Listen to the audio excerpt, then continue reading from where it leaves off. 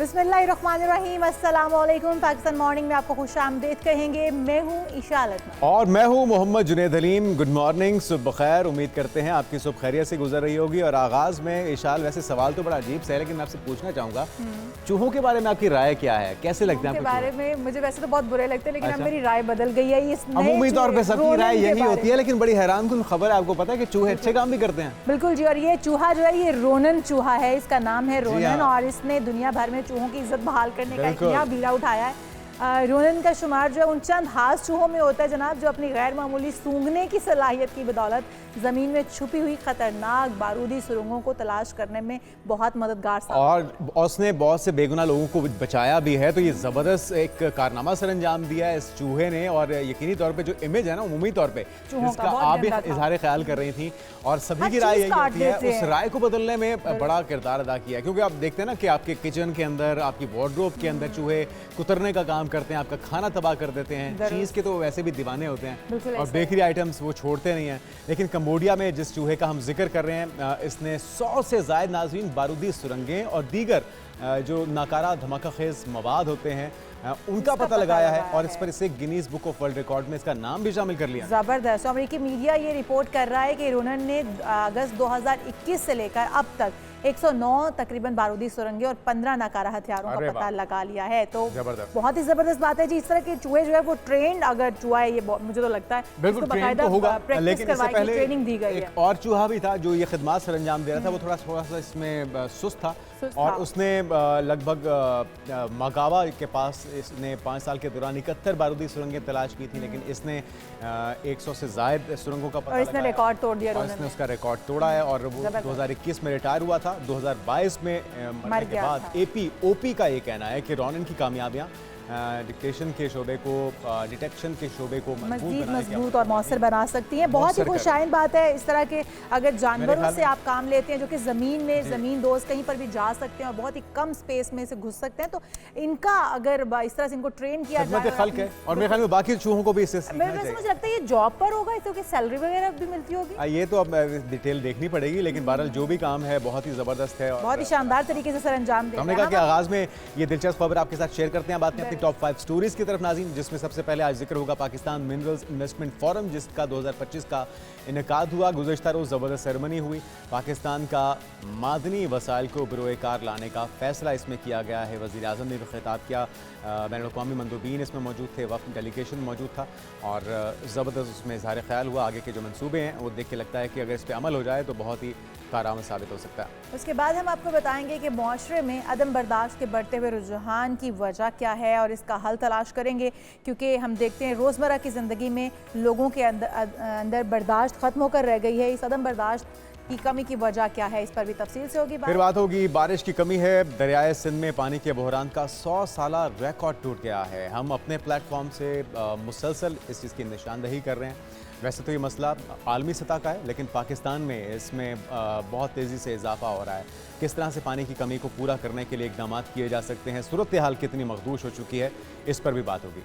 और फिर आपको बताएंगे चेहरा शनासी क्या है, किसी का झूठ कैसे पकड़ा जा सकता है, और किस तरह से आप दूसरे का चेहरा पढ़ सकते हैं, इस पर भी तफसील से बात होगी। और बात होगी मौसम गर्मा में कौन से मशरूबात का इस्तेमाल करना ना भूलें। वो उमूमी तौर पे तो हम फिज़ी ड्रिंक्स या जो कोल्ड ड्रिंक्स होती हैं, सोडा ड्रिंक्स होती हैं, उनका इस्तेमाल करते हैं, लेकिन इसका तो नुकसान ही है। वो कौन से ऐसे तमाम हो सकते हैं मशरूबात जिससे आपको फ़ायदा पहुंचेगा, आपकी गर्मी जाती रहेगी और आपको तरोताज़गी का एहसास होगा। आज आपके प्रोग्राम में ये भी अहम टॉपिक हमारे पास शामिल होगा। तो सबसे पहले हम अपने टॉपिक की जाने वापस आ जाते हैं। एक बड़ा इनिशिएटिव है इस्लामाबाद में, पाकिस्तान मिनरल्स इन्वेस्टमेंट, जो 2025 होने जा रही है, और इसके अंदर हम देख रहे हैं कि जिस तरह से तेज़ी से काम चल रहा है, क्या मिनरल्स का अब ये इस फोरम पे 2025 फोरम का इनेकाद सूदमंद साबित होगा? क्योंकि पाकिस्तान के अंदर मिनरल्स तो बहुत ज़्यादा है। इस पे इशाल डिटेल से बात करते हैं, एक ब्रेक लेते हैं, ब्रेक के बाद हाजिर होते हैं हमारे साथ। Stay with us.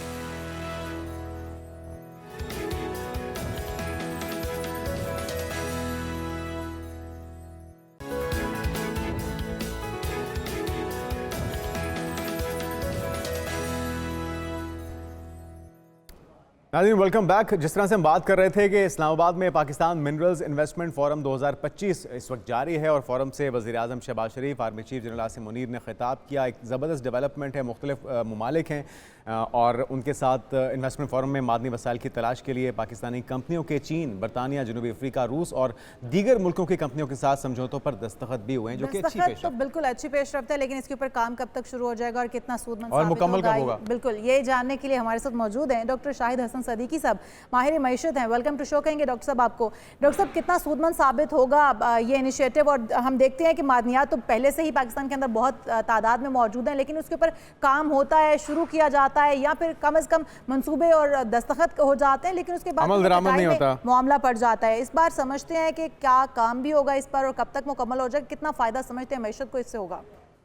बहुत शुक्रिया आपका। ये बात बहुत ही खुशाइंद है कि चूंकि अल्लाह ताला ने अपने फजलो करम से हमें बहुत ज़्यादा मादनी और वसाइल दिए हैं, तो अगर हम कौमी मफादात का तहफ़्फ़ुज़ करते हुए इनसे इस्तिफ़ादा हासिल कर सकें और इनकी सनतें बनाकर इसको एक्सपोर्ट कर सकें, तो ये एक बहुत ही बड़ी कामयाबी होगी। मगर दो तीन बातें देख लीजिए। पहली बात तो यह कि जो 2013 का मुस्लिम लीग नून का मंशूर था, उसमें भी यही कहा गया था कि जी हम ये करेंगे और ये गेम चेंजर होगा। 12 साल तक तो कुछ भी नहीं हुआ, अब ये फिर शुरू हुआ अल्हम्दुलिल्लाह। मगर एक और अहम बात है, आपको भी याद होगा, आपके प्रोग्राम में भी जी डॉक्टर साहब, आपकी आवाज़ हम तक नहीं पहुंच रही है, कोशिश करते हैं आपसे दोबारा रब्ता करने की। जिस तरह से डॉक्टर साहब भी कह रहे हैं कि बहुत ही खुशाइंद है, लेकिन माजी में हमने देखा है रेकोडेक का मंसूबा हो, दीगर मंसूबे हों, उस पर ड्रिलिंग का आगाज़ होता है, कंपनियों के साथ मुआहदे होते हैं, लेकिन कोई भी रिज़ल्ट आने से पहले वो खटाई में पड़ जाता है और फिर पता लगता है कि वो कोई अफवाह थी, चाहे वो सोना निकलने के बातें हों या तेल निकलने की बातें हों। और इस तरह की बहुत सारी मादनियात का ज़ख़ीरा मौजूद है पाकिस्तान के अंदर। डॉक्टर साहब एक बार फिर से मौजूद हैं डॉक्टर साहब, हम लोग बात कर रहे हैं कि आप भी बात कर रहे हैं, हम भी कह रहे हैं कि रिकॉर्ड एक मंसूबा था, इससे पहले वो भी खटाई में पड़ा। आप क्या समझते हैं कि जिस तरह से आगाज़ हो रहा है कितना सूदमंद रहेगा और क्या नताइज आपको नज़र आ रहे हैं निकलते हुए? और जिस तरह से बताया जा रहा है कि रेकोडेक में भी पाकिस्तान की जो कलीदी किरदार है वो फिर एक दफ़ा सामने आएगा और रेकोडेक मंसूबा भी दोबारा से शुरू होगा, बहाल हो जाएगा, कितना पॉजिटिव समझ रहे हैं आप इसको? आते हैं। पहले तो ये रेकोडेक जो है कोई हमने खुशी से नहीं किया था। हुआ ये था कि इफ्तिखार चौधरी जब वो सुप्रीम कोर्ट के चीफ जस्टिस थे, उन्होंने गलत फैसला दिया था, तो पाकिस्तान पर बाहर 11 अरब डॉलर का जुर्माना हुआ था, जो हम दे नहीं सकते थे। तो हमने ये कहा कि हम 1 अरब डॉलर का जुर्माना दे दिया नकद, और उस कंपनी से ये कहा कि आप पाकिस्तान में हम आपको दे देते हैं, आप ये काम करें और उससे मुनाफा कमा लें, जुर्माना ना दें। तो वो तो हमने एक मजबूरी की हालत में किया था। मगर इस वक्त हमें ये देखना है कि हमारा मुल्क है, हम तो ये चाहते हैं कि मुल्क में तरक्की हो, ये वसाइल से फायदा हो। लेकिन दो बातें मैं बिल्कुल वाज़ेह तौर पर बता दूं। पहली बात तो ये थी कि मुस्लिम लीग नून के मंशूर में ये था कि जो बाहर से तरसीलात रेमिटेंसेज आती हैं, उसका 50% हम मुल्की सरमायाकारी में ट्रांसफर करेंगे। तो अगर वो 19 से 24 तक कोई 160 अरब डॉलर की जो तरसीलात आई, तो अगर 80 अरब डॉलर उसका 50% करते या उसका आधा भी करते 40 बिलियन, तो पाकिस्तान की किस्मत बदल जाए। और डॉक्टर साहब, क्या दूसरे ममालिक की कंपनियों का इस तरह से पाकिस्तान के अंदर इंटरेस्ट शो करना दुरुस्त फैसला है जियो साइंटिफिक रिसर्च के लिए? या फिर हम देख रहे हैं कि चीनी कंपनी ने जियोलॉजिकल सर्वे के लिए, रूसी कंपनी ने जियो साइंटिफिक रिसर्च के लिए, जबकि जनूबी अफ्रीकी कंपनी ने डिजिटलाइजेशन के लिए यहाँ पर अपना इंटरेस्ट जाहिर किया है। इन कंपनियों को मद्दू करना और यहाँ पर उनको मौका दिया जाना, पाकिस्तान खुद भी तो रिसर्च कर सकता था, पाकिस्तान खुद अपने तहत तो बहुत कुछ कर सकता था पाकिस्तान के अंदर। देखिए, बाहर में एक्सपर्टीज है, मुझे उस लेने में कोई एतराज नहीं है। मैं जो बुनियादी बात आपको बताना चाह रहा हूँ कि ये जो हमारे रिजल्ट्स हैं, ये मादनी वैल ये है बलूचिस्तान में और केपी में। आपको भी पता, मुझे भी पता है, थर है, सिंध में कोयला है, लेकिन मादनी वसाइल जो है खैबर पख्तूनख्वा और बलूचिस्तान में है। अब मैं आपसे सिर्फ एक रिपोर्ट का हवाला दे दूं जो दुनिया भर में सर्कुलेट हुई है, दुनिया भर में। उसमें ये अभी चंद हफ्ते पहले उसमें ये कहा गया है कि जो तहरीक तालिबान पाकिस्तान है, वो दुनिया की 4 बड़ी दहशतगर्द तंजीमों में शामिल है, और दुनिया में जो दहशतगर्दियां हो रही हैं उसमें दुनिया में पाकिस्तान दूसरा सबसे ज्यादा मुतासिर होने वाला मुल्क है। फिर वो ये कहते हैं कि खैबर और जो पाकिस्तान में दहशतगर्दी की वारदातें हो रही हैं उसमें 96%। आप 100% सही कह रहे हैं डॉक्टर साहब। लॉ एंड ऑर्डर को मेंटेन करना, यकीनी बनाना एक बहुत बड़ा चैलेंज होगा। साथ में कुछ और भी चैलेंजेस हैं। एक तो जिस तरह से बात हो रही है कि रॉयल्टी पाकिस्तान के पास हो, ऑनरशिप पाकिस्तान के पास हो, ठीक है, रिसर्च के लिए और उन ज़खायर की तलाश के लिए तो खदमात लेनी चाहिए, लेकिन अल्टीमेटली उसके बेनिफिशरी पाकिस्तान और पाकिस्तान के अवाम होने चाहिए। दूसरा, वन विंडो ऑपरेशन होना कितना ज़रूरी है। बहुत सी ऐसी कंपनीज आई जो कुछ करना चाहती थी, इन्वेस्टमेंट लाना चाहती थी, लेकिन इतना कॉम्प्लिकेटेड ये सिस्टम है, इतने ज़्यादा उनको अदालतों के हुकूमती ऐवानों के चक्कर काटने पड़ते हैं कि वो हिम्मत हार जाते हैं, चाहे वो पाकिस्तानी हो, इंटरनेशनल इन्वेस्टर्स हों। तो इन सारी चीज़ों को मेक श्योर करना और फिर लॉ एंड ऑर्डर जिसकी आप बात कर रहे हैं, कितना ज़रूरी होगा ये? इससे पहले ये जो आपने बात की है बिल्कुल अहम है, और हुकूमत, और चूंकि इसमें आपने देखा कि फौज बड़ा पुरज़्म है, आर्मी चीफ इंटरेस्ट ले रहे हैं, तो मेरा अपना ख्याल ये था कि आर्मी चीफ जब किसी चीज़ में इंटरेस्ट लेते हैं तो वो इफेक्टिव होता है। पाकिस्तान में वो उसको यकीनी बनाते हैं। लेकिन माजी में हमने देखा है डॉक्टर साहब कि सीपैक को लेकर भी उस वक्त की एस्टैब्लिशमेंट, उस वक्त के आर्मी चीफ बहुत ज्यादा संजीदा थे, लेकिन फिर वो सारा कुछ जिस वक्त हुकूमत चेंज हुई, मौका देंगे तो मैं बात करूंगा। जी जरूर। एक सवाल के बाद दूसरा चौथा सवाल कर रहे हैं, तो आप तो मुझे मौका ही नहीं दे रहे, तो मैं क्या बताऊँ आपको? जी फरमाइए फरमाइए। एक बात पूरी तो करने दें कम से कम ना, सवाल पे सवाल आप कर रहे हैं। चलें सर, मैं माजरत चाहता हूँ, आप फरमाइए। पूरी करने दें। फरमाइए। देखिए बात ही थी, मैंने अभी आपको ये बताया कि अभी टेररिज्म में ये। डॉक्टर साहब आपकी आवाज बर्खास्त हो गई है, क्या आप सुन पा रहे हैं? सरमायाकार हैं, ये आएंगे। देखिए ये तो हम कह रहे हैं ना, ये कॉन्फ्रेंस में आना और एक्चुअली सरमायाकारी करना दो अलग अलग बातें हैं। अगर आपको याद हो तो अभी कहा गया था कि हम दिसंबर 2024 तक 25 अरब डॉलर की बैरूनी सरमायाकारी आएगी, वो नहीं आई। आपकी बात ये बिल्कुल सही है कि मुल्क में सियासी अफरा तफरी है, करप्शन है, उसके बाद बेयकीनी की कैफियत है, एहतजाज हो रहा है। इन हालात में मुल्क की सरमायाकार जो हैं वो अपना पैसा बाहर भेज रहे हैं, वो स्टॉक एक्सचेंज में नहीं लगा रहे। दुरुस्त जी। लोग जो है वो तो मुल्क में सरमायाकारी ना करें और बाहर से आके में सरमायाकारी आ जाए, ये कुदरत के कानून के खिलाफ है।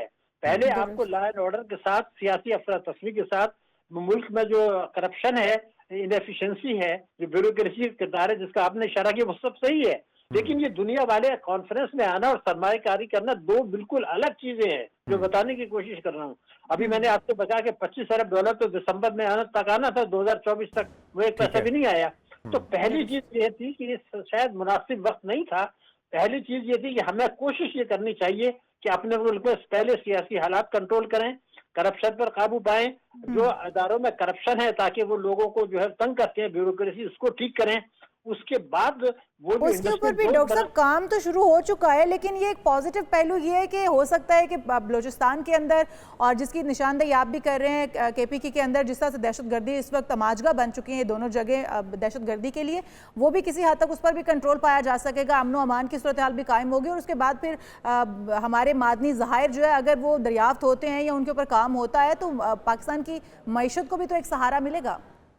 बिल्कुल आपने सही कहा, तो मैं इसीलिए तो अर्ज कर रहा था कि ये जो आप अगर देखिए ना, अपने पिछले प्रोग्राम निकालिए, उसमें ये बात हुई थी कि हम सी पैक के तहत इंडस्ट्रियल जोन बनाएंगे जिससे हमारी एक्सपोर्ट बढ़ेगी। वो तो चारों सूबों में बनने थे, वो अब क्यों पीछे हट गए? इसका मतलब ये है कि कहीं ना कहीं से बाहर से हमें ये कहा गया है कि ये आप काम करें। सीपेक को आपने पीछे डाला, इंडस्ट्रियल जोन्स बनाने थे हमने, उसमें ये मसला नहीं था, वो खाली केपी में तो नहीं बनने थे, वो तो पंजाब में और सिंध में भी बनने थे, वो पीछे चला गया है। तो दूसरी ये कि हम ये कर रहे हैं, मेरा कहना ये जो बैरूनी सरमायाकार होते हैं उनकी साइज। बहुत शुक्रिया डॉक्टर शाहिद हसन सिद्दीकी साहब हमारे साथ मौजूद थे, और यकीनी तौर पे इन मुआहिदों पर अमल भी होना चाहिए। और हम यहाँ पर एक शॉर्ट ब्रेक शामिल करेंगे क्योंकि दीगर अहम इश्यूज अभी भी बाकी हैं जिनके ऊपर अभी हमारे साथ रहेगा।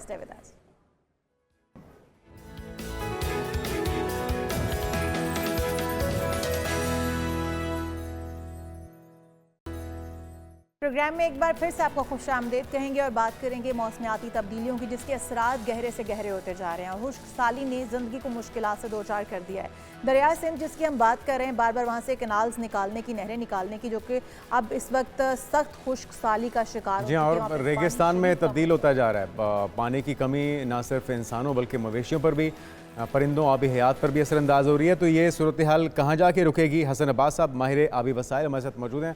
हसन साहब, आपको वेलकम कहेंगे प्रोग्राम में। ये जो मामला है जिससे कैनाल्स निकालने की बात हो रही है, वो दरियाए सिंध तो 100 साल रिकॉर्ड टूटा है, खुशहाली का शिकार है। किस तरह से सिंध की कमी को पूरा किया जाएगा, किस तरह से पंजाब की कमी पूरी हो पाएगी और हल क्या है, इस नहज तक पहुँचे क्यों हम?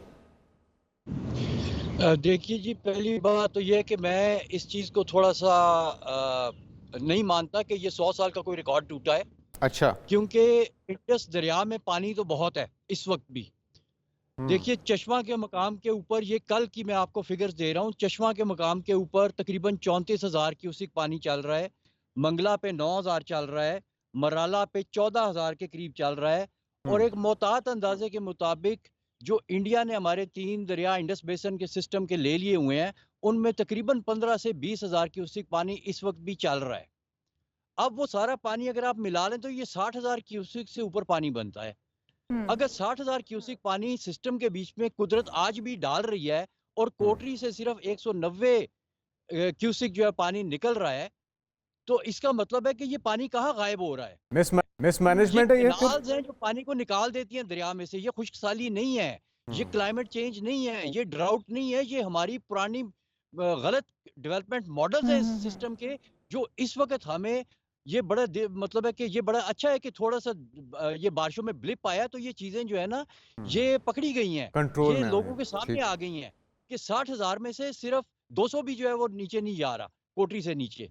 तो इसकी क्या वजह है हसन अब्बास साहब, इसकी क्या वजह है? जिस तरह से आप भी कह रहे हैं कि पानी मौजूद है, पानी कोई मौसमियाती तब्दीली की वजह से वहां पर कम नहीं हो रहा, लेकिन कुछ कमी तो वाकई हुई है। वो नहरें निकालने की वजह से है या फिर पानी रिचार्ज नहीं हो पा रहा, किस तरह से? देखिए, नहरें तो अभी नहीं निकली, वो तो उसकी बात हो रही है कि निकालने लगे हैं। कमी थोड़ी सी जरूर हुई है। कमी इस तरह से हुई है कि जो आपकी सर्दियों की बारिशें वो कम हुई हैं और सिर्फ 50% कम हुई हैं। और सर्दियों की बारिशें आपके टोटल सिस्टम का तकरीबन 20% बनाती हैं, यानी कि आपकी बारिशों में तकरीबन ओवरऑल कोई 10% कमी हुई है। और 10% कमी के ऊपर आपके सारे डैम जो है वो फ्लैट हो गए हैं, आपके सारे जो आपके बिलियंस ऑफ डॉलर्स के इंफ्रास्ट्रक्चर थे वो फ्लैट हो गए हैं। तो ये तो बड़ा अच्छा हुआ, कुदरत ने इस थोड़े सी जो है ना वो सर्दियों की बारिशों में दिखा दिया हमें कि ये जो हम बिलियंस ऑफ डॉलर्स की इन्वेस्टमेंट करने के बाद कहते हैं कि जी हम इसी सिस्टम के ऊपर चलेंगे और यही हमारा सिस्टम है और ये हमारी लाइफलाइन है, तो वो तो कुदरत ने बता दिया कि इस लाइफलाइन अच्छा, वैसे हसन अब्बास साहब, अगर रावी की सूरत हाल देखी तो रावी भी इस वक्त खुश्क हुआ पड़ा है। अगर हम चनाब की सूरत हाल देखें वो भी खुश्क है। अगर दरिया सिंध की बात करें तो वहाँ से भी खबरें यही आ रही हैं जो कि आप बता रहे हैं कि वहाँ पर अभी पानी मौजूद है। उस हद तक जो है वो रिकॉर्ड नहीं टूटा पानी की कमी का, लेकिन पानी बहरहाल वहाँ पर भी कम हो गया है। तो इसकी वजह बारिशें ना होना है या फिर जिस तरह हम कहते हैं कि इंडिया से पाकिस्तान पानी नहीं छोड़ा जा रहा, तो वो वजूहात हो सकती है? क्या वजह है इसकी बेसिक? जी, ये पानी जा किधर रहा है? पहली बात तो ये कि रावी, सतलुज और ब्यास का पानी तो 100% इंडिया में जा रहा है, उधर से तो कुछ भी नहीं आ रहा, लेकिन सिस्टम में पानी है, कुदरत ने उस सिस्टम में पानी डाला है। दूसरा, ये जो मराला के ऊपर जो 14,000 क्यूसिक आ रहा है, इसमें से आपकी जो नहरें हैं, जो आपकी लिंक केनाल्स हैं, कादराबाद बल्लो की लिंक केनाल में रसूल कादराबाद लिंक केनाल में 7,000 क्यूसिक पानी जा रहा है, कादराबाद बल्लो की लिंक केनाल में 9,000 क्यूसिक पानी जा रहा है, और बल्लो की सुलेमानकी में इस वक्त तकरीबन कोई 46,000 क्यूसिक पानी जा रहा है। तो आपने दरिया के बेड से निकाल के पानी सारा केनाल्स में डाल दिया है और आप कह रहे हैं जी दरिया खाली हो गया, मर चले हैं। और भाई दरिया खाली नहीं हुए, आपने पानी दरिया का निकाल के नहरों में डाल दिया और दरिया की रेत अब आपको नजर आ रही है। तो सर हसन अब्बास साहब, अभी तो मजीद नहरें निकालने की बात हो रही है। यही दरियाए सिंध जो है, अभी विफाक जो है वो बज़िद है कि वो इससे मजीद नहरें निकालेगा बलूचिस्तान को सैराब करने के लिए। जी, अब देखिए, कुदरत आपको बता रही है बड़े वाज़ेह तरीके से, ये छोटा सा एक ब्लिप क्रिएट करके सर्दियों की बारिशों में कुदरत ने आपको बताया है कि नहरी निज़ाम दरिया को खाली कर देता है। अगर थोड़ी सी भी दरिया के पानी में 10% भी कमी वाक़या हो तो नहरी निज़ाम दरिया को खाली कर देता है। तो आप ये कह रहे हैं हसन साहब कि ये टोटली मिसमैनेजमेंट है या आवाम को गुमराह किया जा रहा है, असल मसले या उसकी निशानदही नहीं की जा रही है? आप इस चीज़ से एग्री करेंगे? जी देखिए, ये आवाम को गुमराह किया जा रहा है कि कैनाल्स बनने से कोई फर्क नहीं पड़ेगा। देखिए, कैनाल्स ही की वजह से इस वक्त आपका दरिया खाली है, वरना सिस्टम में पानी है। और अगर आप मजीद कैनाल बनाएंगे तो अभी ये देखें, अभी 10% पानी कम हुआ है दरिया में, तो सारा पानी कैनाल्स ने ले लिया। अगर नई कैनाल्स बनेंगी तो अगर 10% से भी पानी कम होगा तो भी दरिया इस तरह से खाली हो जाएंगे। तो ये लोअर राइपेरियन एटलीस्ट केनाल्स के मामले पे आप कहते हैं कि सिंध का मौक़िफ़ दुरुस्त है, विफाक की तरफ से जो नहरें निकालने वाला मामला है इस पे जिद नहीं होनी चाहिए? देखिए, सिंध वाले बड़ा एक साइंटिफिक बात कर रहे हैं कि जब आप ऊपर से पानी निकालेंगे तो नीचे कम होगा, इसमें तो कोई शक नहीं है। और इस चीज को कॉन्टेस्ट किया ही नहीं जा सकता अगेंस्ट द साइंस। वो तो फिर ये है ना कि आप दिन को रात कहें या रात को दिन कहें, तो वो इस तरह की बात तो की जा सकती है, लेकिन साइंटिफिक तो टर्म्स में हसन जब अब्बास भी साहब ऊपर फिर से क्या पानी किया निकलता जाए, है, क्योंकि फसलों को सैराब करना भी जरूरी है। पाकिस्तान के अंदर जिस तरह से फसलों की पानी की सैराबी के किल्लत लिए जारी ये है, फसलें किस तरह से देखिए सैराब होंगी अगर दरियाओं से पानी नहीं लिया जाएगा? उसका तरीकाकार क्या होना चाहिए? और फिर जिस तरह से सारे दरिया आहिस्ता आहिस्ता सूखते चले जा रहे हैं, केनाल्स बंद करना ही क्या एक हल होगा, या फिर कोई और तरीकाकार भी है जिससे दोबारा से ये नहरें बहाल हो सकती हैं? जी, ये आपने बहुत अच्छा सवाल किया। केनाल्स बंद करना ही इस चीज़ का हल है। हिंदुस्तान को भी अपनी सारी केनाल्स बंद करनी है और दरिया के बीच में पानी को छोड़ना है। हमने भी बतदरीज एक प्लान के हिसाब से अगले 10 साल, 20 साल, 25 साल का प्लान बना के, 50 साल का प्लान बना के इन तमाम नहरों को बंद करना है। और जो पानी को सप्लाई करने के मॉडर्न तरीके हैं, जो कि पाइप्स के साथ होते हैं, पंप्स के साथ होते हैं। आजकल सोलर एनर्जी और बैटरीज़ उसके बीच में एनर्जी प्रोवाइड करती हैं। तो इसलिए तो अब हसन आपने साहब, उस वो तो मॉडर्न ज़ेरे तरीके ज़मीन को पानी खींचा जाएगा। ज़ेरे ज़मीन पानी की भी पहले से कमी है, हम देख रहे हैं दीगर जी, ज़ेरे मुख्तलिफ ज़मीन शहरों पानी में ज़ेरे की ज़मीन पानी भी ख़त्म होता जा रहा है। अगर पंप्स के ज़रिए, पाइपों के ज़रिए ज़मीन से पानी खींचा जाएगा तो फिर तो पीने का पानी भी दस्तयाब नहीं रहेगा आने वाले दिनों में। नहीं जी, ये ऐसी बात नहीं है, क्योंकि जो आपके दरिया का बेड है, उसके नीचे रेत है, जो इस वक़्त नज़र भी आ रही है लोगों को। उस रेत के बीच में पानी भरा हुआ है और ये ओके, वो ग्राउंड वाटर है, बल्कि इसको हम रिवराइन ग्राउंड वाटर कहते हैं, जो दरिया के नीचे ग्राउंड वाटर है। सही। ये अभी तक हम इस्तेमाल नहीं कर रहे। ये अनटैप्ड, अनयूज्ड सोर्स है हमारा और ओके। इसमें एक बड़े मोहतात अंदाजे के मुताबिक 500 मिलियन एकड़ फुट पानी की स्टोरेज ठीक। जो मतलब ड्रिंकिंग जो क्वालिटी हमारे है दरिया हैं है। उनकी जो रेत है उसके नीचे भी पानी की एक तह मौजूद है, और अगर इनको बहाल किया जाता है, नहरों में पानी छोड़ा जाता है, तो दोबारा से पानी जो है वो हम हासिल कर पाएंगे। जो नीचे का ज़ेरे ज़मीन पानी है वो भी दरिया के साथ मिल जाएगा। बहुत शुक्रिया। हमारे साथ मौजूद थे हसन शुक्रिया अब्बास साहब। एक ब्रेक लेते हैं, ब्रेक के बाद दीगर इशूज़ भी नाज़रीन हमारे साथ रहेगा। देविदास।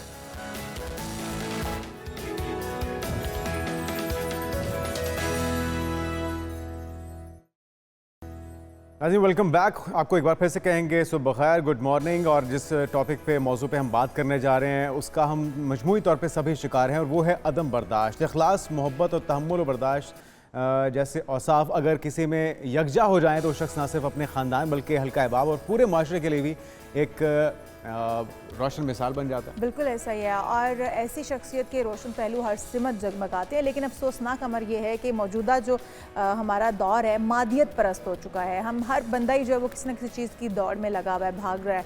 अदम बर्दाश्त जो है उसका शिकार इस कदर हम हो चुके हैं कि एक वाक़या रिसेंटली पेश आया कबीरवाला में, जो मैं शेयर करती चलूँगी। जुनेद, एक बेटे ने अपने बाप से कुछ रकम मांगी, अपने जमा खर्च के लिए मांगी होगी। बाप ने उसे 1 घंटा बाद में देने का कहा, वादा किया।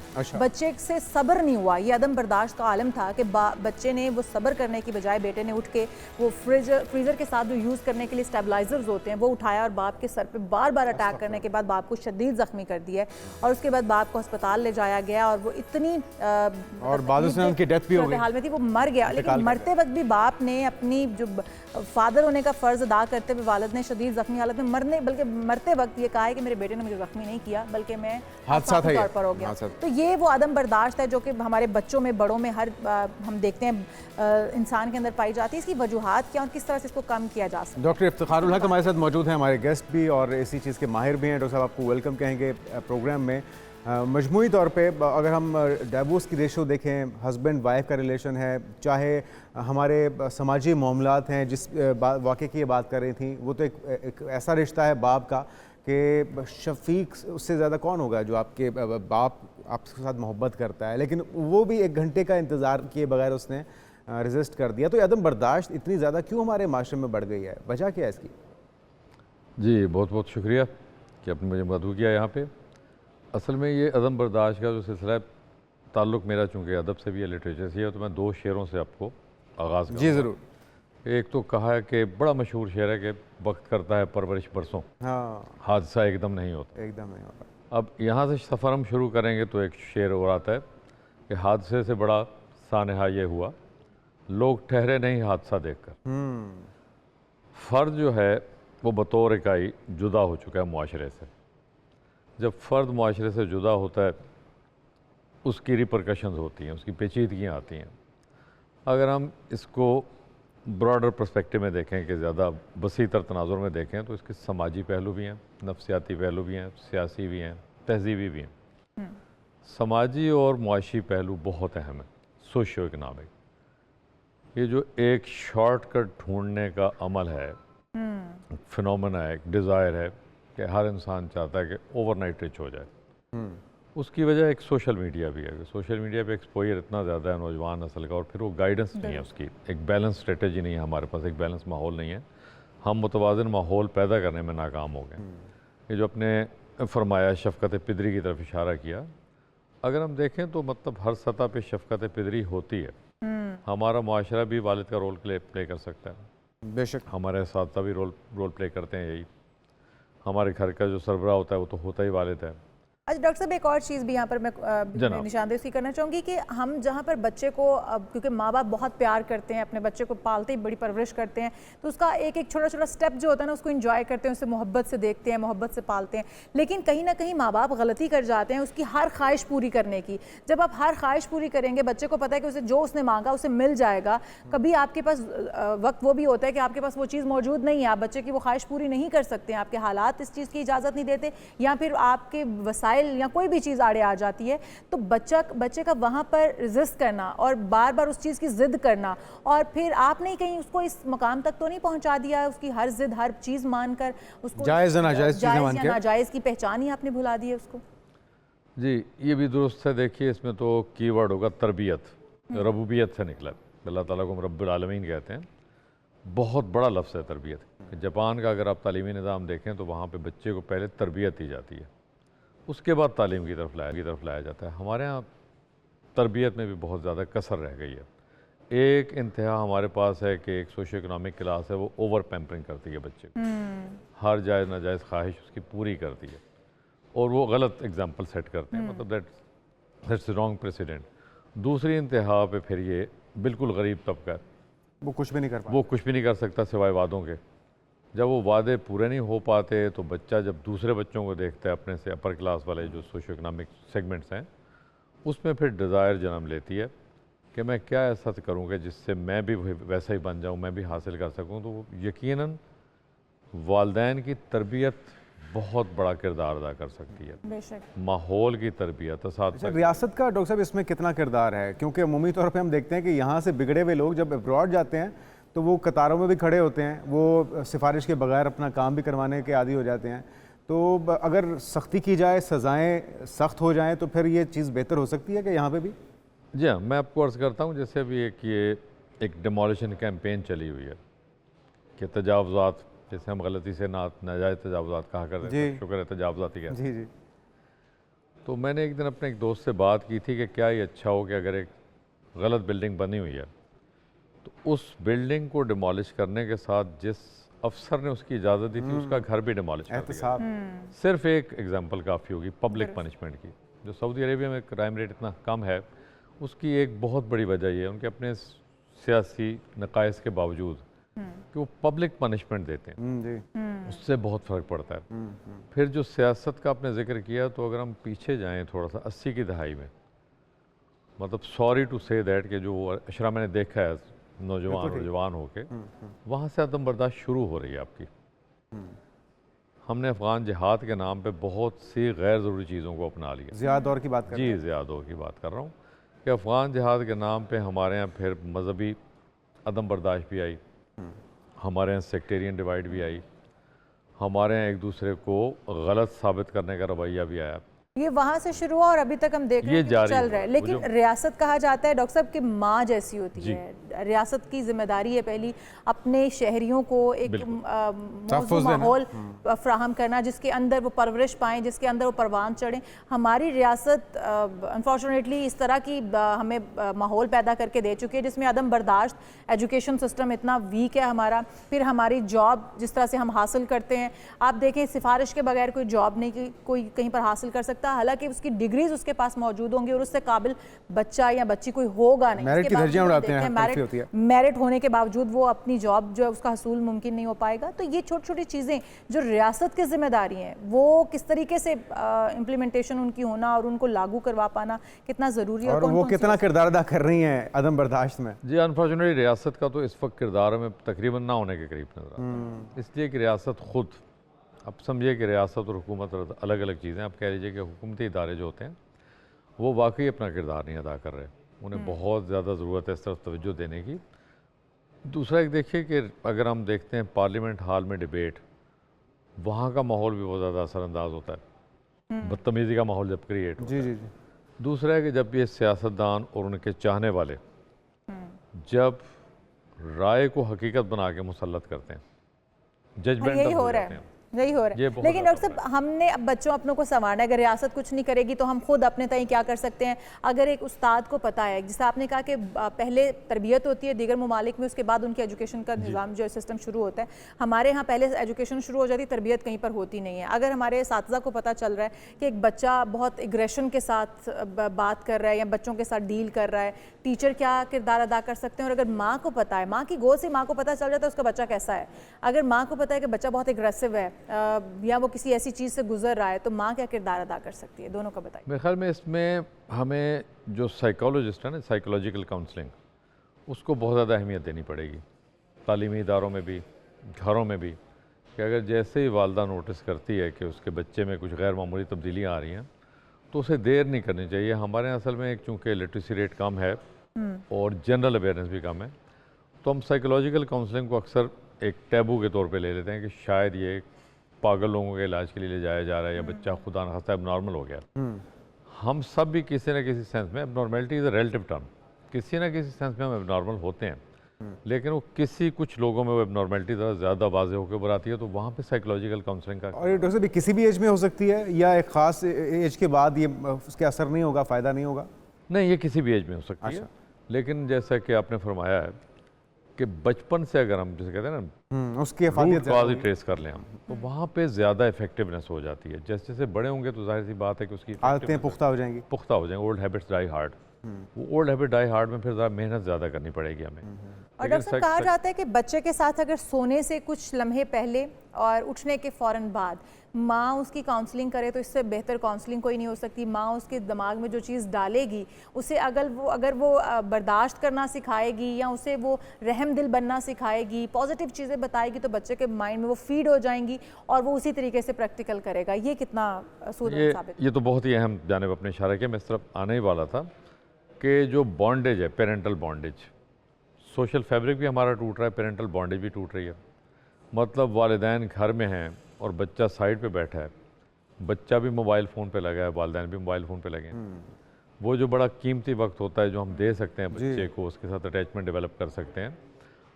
जिस ज़माने में मैं अपनी स्टूडेंट लाइफ में था तो हमारे उस मोहतरम थे प्रोफेसर डॉक्टर राशिल थी, तो उन्होंने बहुत अच्छी बात की थी कि इंग्लैंड से ट्रेन लेके वो आए थे।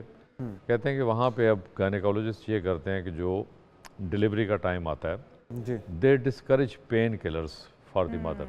अच्छा, ताकि वो सफ़र करे, उस दर्द को महसूस करे और फिर उसकी बच्चे के साथ अटैचमेंट बढ़े। अब ये बात मुझे 1980 की दहाई की बात है, लेकिन चिपक गई मेरे जहन में, प्रिंट हो गई, इंडेलिबली इम्प्रिंटेड। ये बहुत बड़ी बात है कि वालदा उठ के अगर बच्चे के साथ बात करती है, दोनों पेरेंट्स बात करते हैं जो भी घर में मौजूद है। वालदा को तो दुरुस्त आपने कहा ना कि वो जो उतलेबुल इल्मो मिनल महद इलल लहद, कि वालदा की गोद से कब्र की गोद तक। आपने जो बात कही है, आपने कहा कि 80 की दहाई की बात है, जब आपने ये सुना कि माँ जो है अगर दर्द लेकर उस तकलीफ को बर्दाश्त करके बच्चे को पैदा करे तो उनकी आपस में एक अटैचमेंट होती है। हम अपने बुजुर्गों को देख लें, अगर अपने नाना नानी दादा दादी अपने पेरेंट्स को देख लें तो उनके पेरेंट्स के साथ जो अटैचमेंट थी वो कुछ और थी, मोहब्बत और एहतराम का रिश्ता कुछ और था। उसकी वजह माँ बाप तब इतने पढ़े लिखे नहीं थे, लेकिन उनकी आपस में बाउंडिंग थी। मोबाइल, टेलीफोन्स, टीवीज़ ये चीज़ें नहीं थी, टैब्स ये चीज़ें नहीं थी, तो वो आपस में जुड़े हुए थे। वो रात को बैठ के आपस में एक दूसरे के साथ बात किया करते थे, जिसकी निशानदेही आप कर रहे हैं कि 80 की दहाई में अगर हम इतना ही पीछे चले जाएं तो ये चीज़ें कुछ और थी। आज के दौर में कुछ और, आज के दौर में कुछ और है। आज के दौर में हम कैसे इसको तब्दील करेंगे, जाहिर सी बात है कि इसमें हमें बहुत इज्तिमाई मसाई करनी पड़ेगी। हमें हर सेगमेंट ऑफ सोसाइटी को टच करना पड़ेगा। और वो बार बार जो मैं कह रहा हूँ ना कि साइकोलॉजिकल काउंसलिंग में साइकोलॉजिस्ट का बहुत ज़्यादा रोल आएगा, सोशल साइंटिस्ट का इसमें बहुत ज़्यादा रोल आएगा। एकेडमिक्स का इसमें बहुत ज़्यादा रोल आएगा। हम जाहिर सी बात है कि वक्त को रिवर्स तो कर नहीं सकते, हमें इसके साथ ही चलना है एक बैलेंस स्ट्रेटजी लेके कि ये मोबाइल फ़ोन भी रहें, टैब्स भी रहें, सोशल मीडिया भी रहे, लेकिन पेरेंटल बॉन्डेज के बावजूद कैसे डेवलप की जाएगी, ये असल हमारा टारगेट होना चाहिए और टारगेट ये होना चाहिए। डॉक्टर साहब, एक और चीज़ ये कि इसमें कितना कितना किरदार किसका है, अगर परसेंटेज आपसे पूछी जाए, पेरेंट्स का, घर के माहौल का और फिर असातिज़ा का, और असातिज़ा के अंदर भी जो हमारा एजुकेशन सिस्टम है वो बिल्कुल ही बटा हुआ है, एलीट क्लास के लिए और है, जो गरीब गुरबा हैं या लोअर क्लास है उनके लिए वो डंडा पीर है और उसके लिए पूरा सरकारी स्कूलों में और निज़ाम है। तो एक तो कितने % किसका रोल है, स्कूल और असातिज़ा और पेरेंट्स, और फिर ये एजुकेशन सिस्टम में किस तरह से ज़्यादा मौसर होगा, डंडे के साथ या फिर प्यार के साथ? देखिए, जो अगर आप तनासुब पूछेंगे तो मुझे तो लगता है कि 60 से 70% तनासुब तो घर से शुरू होगा। अच्छा। ख़ास तौर पे जो पढ़ी लिखी क्लास है, जिसे एलीट क्लास कह रहे हैं या अपर मिडिल क्लास कह लें, मिडिल क्लास कह लें, वहाँ पे बहुत ज़्यादा रोल है। लोअर क्लास का मैं इसलिए कह रहा हूँ कि वो तो सुबह होते ही वालिद निकल जाएगा मेहनत मजदूरी पे, जैसे उस बच्चे ने अपने वालिद, उनकी कुछ मजबूरियाँ, मजदूरी वाला बच्चा था, वालिद था। 60 से 70% तो वालिदैन का किरदार आ जाएगा, यानी पूरी फैमिली का किरदार आ जाएगा। अगर बाकी सिबलिंग्स हैं हम उन्हें भी नज़रअंदाज नहीं कर सकते। उसके बाद जाहिर सी बात है तालीमी इदारा आता है। तालीमी इदारे में आपने बहुत अच्छी बात की कि एलीट एजुकेशन सिस्टम है और दूसरा बिल्कुल एक्सट्रीम पे है कि दरख्त के साए, राइट है तो एक लेफ्ट है। जी हाँ, कि दरख्त के साए में क्लास ली जा रही है। जनूबी पंजाब में आप चले जाइए, सिंध में चले जाइए, दूर दराज इलाकों में, तो वी आर ब्लेस्ड कि we are living in a major city. Large city में अल्लाह ताला का करम है। ये प्रोग्राम में एक बार आपको फिर से खुशामदीद कहते हैं और हम लेकर आए हैं मौसम की मुनासबत से एक बड़ा ही अच्छा सेगमेंट, जो कि है गर्मियों के मौसम में कौन से मशरूबात आपको लेने चाहिए, जो कि बॉडी की गर्मी को भी खत्म करेंगे और आपको रिफ्रेश भी रखेंगे और आपको ठंडक का एहसास होगा, तरोताज़गी का एहसास होगा और गर्मी जाती रहेगी। तो हमारे साथ एक्सपर्ट मौजूद हैं, उनसे जान लेते हैं। वैसे तो उमूमी तौर पे हमारे जो बाज़ार हैं, जो हमारी फूड स्ट्रीट्स हैं, उसके ऊपर बहुत से मशरूबात मिलते हैं, सरदाइयाँ मिलती हैं, फालसे के शरबत हैं, इमली आलू बुखारा होता है, कांजी होती है, इस तरह की दीगर बहुत से मशरूबात होते हैं। लेकिन अफादियत किसकी, ये हम जान लेते हैं। डॉक्टर इदरीस खान हमारे साथ मौजूद हैं, नेचुरल मेडिसिन स्पेशलिस्ट हैं। आपको वेलकम कहेंगे डॉक्टर साहब। तो ये बहुत से मशरूबात हैं, ख़ास तौर पे जान तो हमने छुड़वानी है अपने नाज़रीन की और अपनी भी। वो जो फिज़ी ड्रिंक्स हैं, जो कोल्ड ड्रिंक्स हैं, जो सोडा ड्रिंक्स हैं, अफादियत कितनी है गर्मियों में किन किन मशरूबात की? जो मशरूबात हमें मार्केट में मिलते हैं वो हमें टेस्ट बड्स के हिसाब से और फिर इजी टू अवेलेबल होते हैं, तो इसलिए हम उनको ज़्यादा प्रेफर कर रहे होते हैं। लेकिन अगर हम अफादियत की बात करें, सेहत की बात करें और अपने नेचुरल कूलिंग की बात करें, तो वो हमें नेचुरल इंग्रेडिएंट्स वाले से ही मिलते हैं।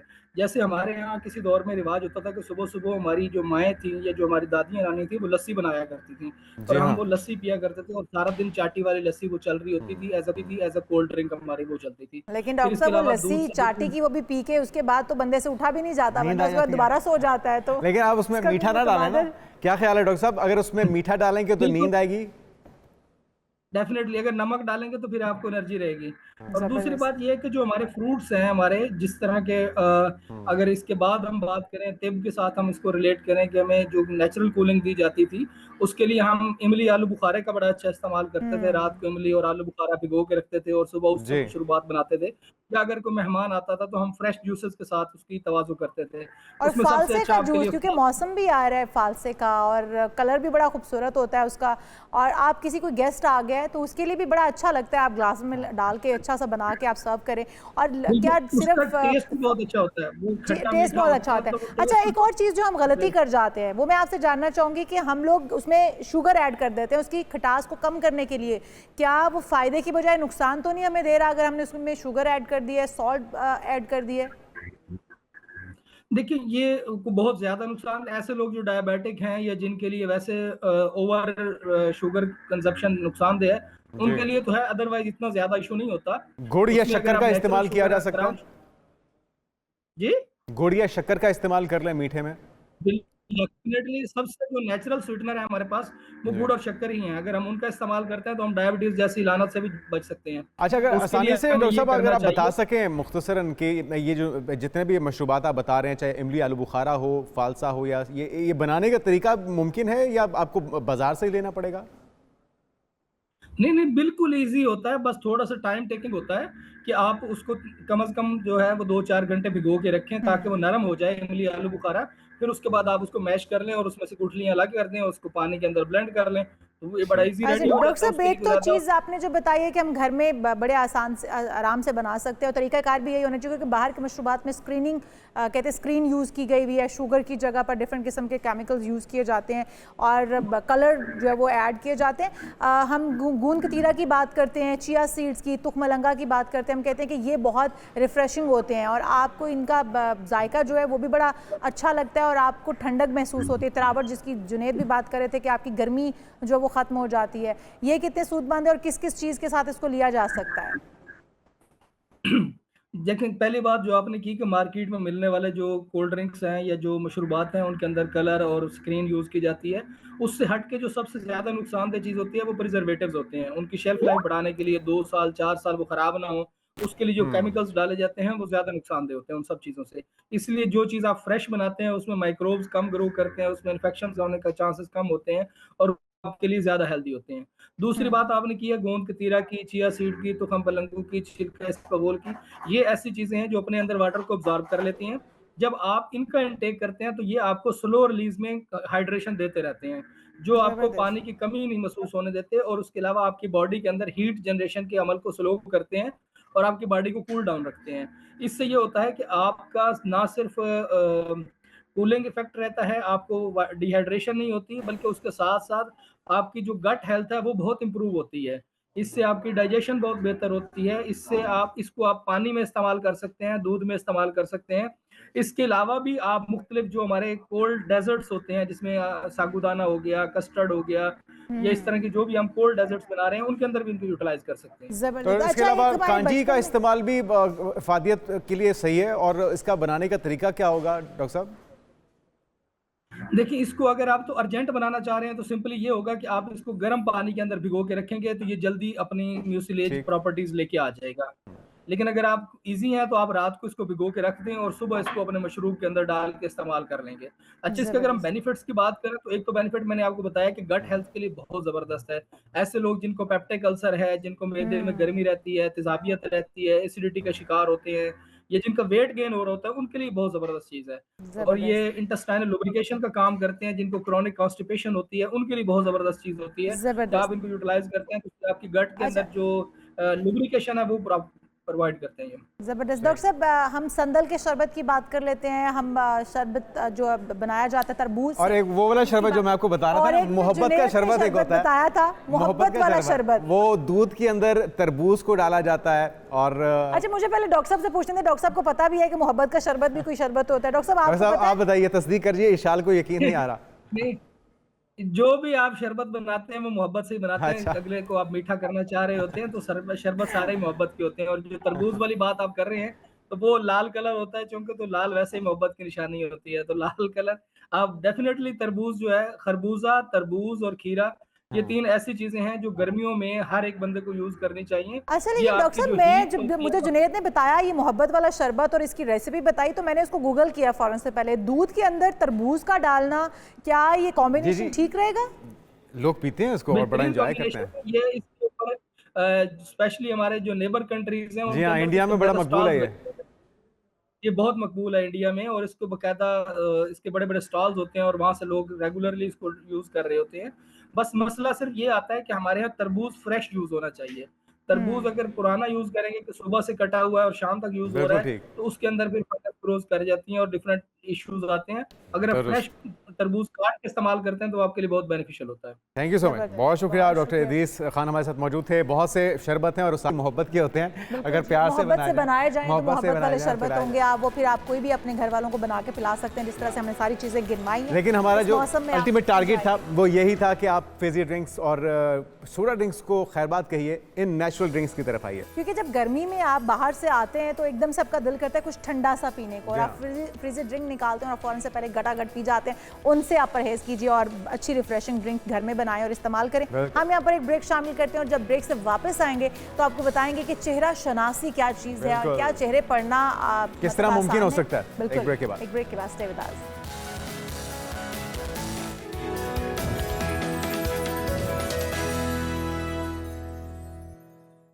नाज़रीन वेलकम बैक। एक अच्छी खबर है हमारे पास, वो ये कि खसारे में चलने वाली हमारी कौमी एयरलाइन ने मुनाफा कमाकर सबको हैरान कर दिया है और PIA ने 21 साल की तवील मुद्दत के बाद खालिस मुनाफा हासिल किया है। कितना ये मुनाफा है नसीब वागा साहब से जान लेते हैं। खालिस मुनाफा किस तरह से हासिल कितना खालिस है और ये जानते हैं। हमारे साथ नसीब वागा साहब मौजूद हैं। वेलकम टू शो कहेंगे नसीब वागा साहब आपको। ये थोड़ा सा बड़ा ही दिलचस्प मरहला है कि जहाँ पर एक पूरा घाटे में की तैयारियां हो रही, बिल्कुल घाटे में जा रहा हो एक इदारा और फिर एकदम से वो पता चले कि मुनाफा बख्श, वो भी खालिस मुनाफा। ये खालिस मुनाफा कहाँ से आ गया?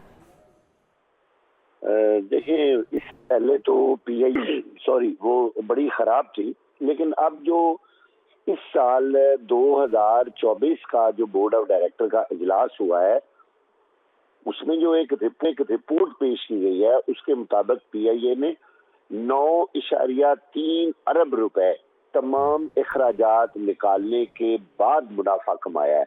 वैसे तो इन्होंने अपने जो क्लेम किया है, कहते हैं कि जी ये बहुत बड़ा मुनाफा है, लेकिन मेरा ख्याल है एक एयरलाइन के हवाले से ये कोई बहुत बड़ा मुनाफा नहीं है जितना होना चाहिए। लेकिन वागा साहब ये पेशरफ्त तो अच्छी है ना, ये तब्दीली तो अच्छी है, और ये रिपोर्ट आप इसको कह रहे हैं ये वाकई हकायक पर मबनी ही है। चलें मुनाफा कम सही, लेकिन मुनाफा हुआ है इतना जितना बताया जा रहा है? जी बिल्कुल। अभी तक तो PIA के अपने लोग जिन्होंने एक बाकायदा प्रेस रिलीज जारी की है, उसमें उन्होंने ये क्लेम किया है कि PIA अब मुनाफे में जाना शुरू हो गई है। लेकिन इसके साथ ही आप देखें कि ख्वाजा आसिफ साहब जो वजीर हैं निजकारी के, उन्होंने ये भी कह दिया है कि इस आला मालियाती कारकर्दगी को निजकारी के लिए बहुत अहम करार दिया गया है। यानी अब मैं जानना चाह रहा हूँ कि हुआ क्या, ये तब्दीली हुई कैसे? ये मुनाफे से लॉस से फायदे में गए, कुछ खास एक्टिविटी हुई है PIA में ऐसी? देखिए, एक तो कुछ मैन पावर कम हुई है, कुछ दोबारा लोगों को भर्ती नहीं किया गया, जो लोग रिटायर हो गए उनकी जगह नए लोग नहीं लाए गए, और इसके साथ साथ कुछ जहाज थे जो इनके खड़े हुए थे वो इन्होंने दोबारा ठीक करके ऑपरेशनल किए हैं। इसके अलावा PIA का कहना है कि हमने कई नए रूट्स ऐसे शुरू किए हैं जिनसे हमें ज्यादा मुनाफा हुआ है। जो डायरेक्ट फ्लाइट्स दुनिया के कई ममालिक में जाती थी वो PIA ने दोबारा शुरू की हैं, जिसकी वजह से PIA जो है वो माली हालात के लिहाज से बेहतर जा रहा है, और ये भी ख्याल किया जा रहा है कि अगले साल शायद इससे ज्यादा मुनाफा होने की तवक्को है, क्योंकि PIA ने वागा साहब इससे ज़्यादा ज़रूरी चीज़ एक और भी थी जो कि अवाम पर एक एतमाद बहाल किया जाना था, क्योंकि अवाम ने तो अब PIA के अंदर सफ़र करना ही छोड़ दिया था। जिस तरह से PIA की फ़्लाइट्स का लेट होना और जिस तरह से वो उनके जहाज़ थे, अब वो जहाज़ देखकर ही डर लगता था, तो पब्लिक का एक PIA के ऊपर दोबारा से एतमाद बहाल होना भी बहुत ज़रूरी था। वो किस तरह से हुआ है? आपके टाइम पर फ़्लाइट्स जाती आती हैं, लोगों का एतमाद बहाल हुआ है जिसकी वजह से मुनाफा हो रहा है? अच्छा, एक तो आपने बहुत अच्छा ये वैसे सवाल किया है। एक तो बात ये है कि PIA की अब मोस्टली जो परवाजें हैं वो वेल इन टाइम जा रही हैं। वो जो पहले होता था जहाज आया ही नहीं है और एकदम फ्लाइट कैंसिल हो गई है या फ्लाइट डिले हो गई है, PIA ने इस दफा उम्रा सीजन में बहुत बड़ा मुनाफा कमाया है, और उम्रे के लिए उनको बहुत बड़ा कोटा मिला हुआ था सऊदी अरब लोगों को पहुंचाने के लिए, और गालिबन सिर्फ सऊदी एयरलाइन और PIA के पास ही मेजर कोटा था। लेकिन पिछले सालों में इतना इनका बेहतर बिजनेस नहीं था। PIA ने अपना मेयार बेहतर किया है। चलें, ये तो बहुत अच्छी बात है, बड़ी वाकई में खुशखबरी है ये वागा साहब, और बाकमाल लोग लाजवाब सर्विस का जो स्लोगन है, अगर हम उस तरफ वापस आ रहे हैं तो इससे बढ़कर क्या हो सकता है? दरुस्त जी, बहुत शुक्रिया हमारे साथ मौजूद होने के लिए। अब यहाँ पर हम एक ब्रेक से पहले हम कुछ तेल कर लेते हैं। ब्रॉयलर के हवाले से नाज़रीन खबरें आ रही हैं, गोश्त की कीमतें जिसको पर लग चुके हैं, और ईद से पहले तो आपको पता है सारा कुछ उसमें कारफरमा नाकाम। बिल्कुल जी, तमाम इंतजामिया भी इस वक्त नाकाम हो चुकी है मुर्गी के गोश्त की कीमत कम करने में, और जिंदा मुर्गी का गोश्त हो या गोश्त बना हुआ आपको मिले, उसकी कीमत जो आसमान से बातें कर रही है। इस वक्त आम शहरी जो है वो तो दालें नहीं खा सकता, लेकिन यहाँ पर गोश्त की कीमत भी आसमान 900 रुपये फी किलो तक पहुंच चुकी है। एक रिपोर्ट उन्होंने तैयार की है, वो रिपोर्ट देखिए।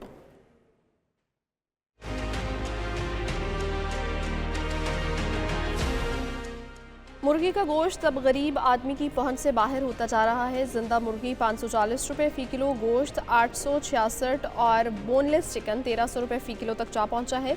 शहरियों का कहना है कि मुर्गी का गोश्त अब सिर्फ ख्वाब बनकर रह गया है। दूसरी तरफ दुकानदार भी महंगाई के हाथों परेशान है। उनका कहना है कि मंडी से माल नहीं आ रहा, कुछ माफिया महंगाई बढ़ाता जा रहा है, हम मजबूर हैं। आम लोग और दुकानदार दोनों ही महंगाई के हाथों बेबस दिखाई देते। बहुत ज्यादती है, गरीब आदमी की पहुंच से दूर है ये।